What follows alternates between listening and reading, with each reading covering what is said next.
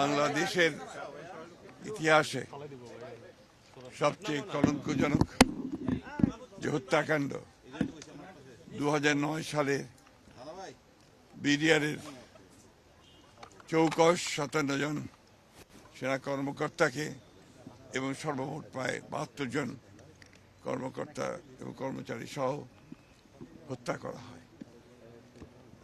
এই 2009 সালের 25শে ফেব্রুয়ারিতে এই দিনটি আমাদের জাতির জন্য অত্যন্ত লজ্জার এবং কলঙ্কজনক একটি অধ্যায় বলে আমরা মনে করি।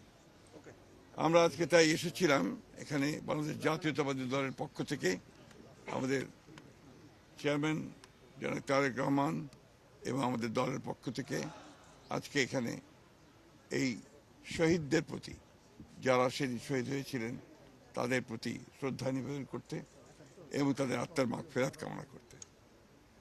এই দিনটিকে আমরা সবচেয়ে কলঙ্কজনক এই জন্য মনে করি যে এই দিনে যে চক্রান্ত হয়েছিল, যে প্রচেষ্টা হয়েছিল যে বাংলাদেশের পুরো যে নিরাপত্তা ব্যবস্থা, সেই ব্যবস্থাকে ভেঙে দেওয়ার একটা গভীর চক্রান্ত হয়েছিল।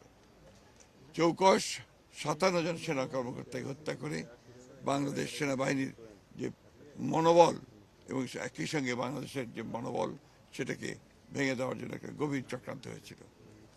আল্লাহর অশেষ রহমতে বাংলাদেশের জনগণ তাদের স্বাধীনতার সার্বভৌমত্বকে রক্ষা করবার জন্যে এবং একই সঙ্গে গণতন্ত্রকে রক্ষা করার জন্যে তারা ঘুরে দাঁড়িয়েছে এবং বিগত নির্বাচনের মধ্য দিয়ে আজকে বাংলাদেশ জাতীয়তাবাদী দল রাষ্ট্র পরিচালনার দায়িত্ব পেয়ে বাংলাদেশের স্বাধীনতার সার্বভৌমত্বকে সুসংহত করা এবং গণতন্ত্রকে প্রতিষ্ঠা করবার একটা বড় সুযোগ পেয়েছে।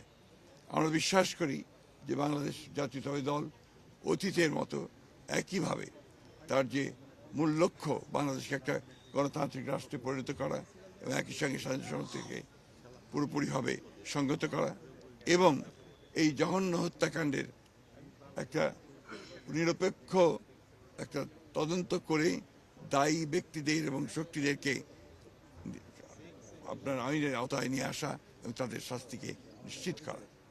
আমরা আবার আমাদের সেই শহীদদের প্রতি গভীর শ্রদ্ধা জানাচ্ছি এবং তাদের পরিবার পরিজনদের প্রতি আমাদের সমবেদনা জানাচ্ছি এবং এই জঘন্য হত্যাকাণ্ডের আমরা তদন্ত দাবি করছি।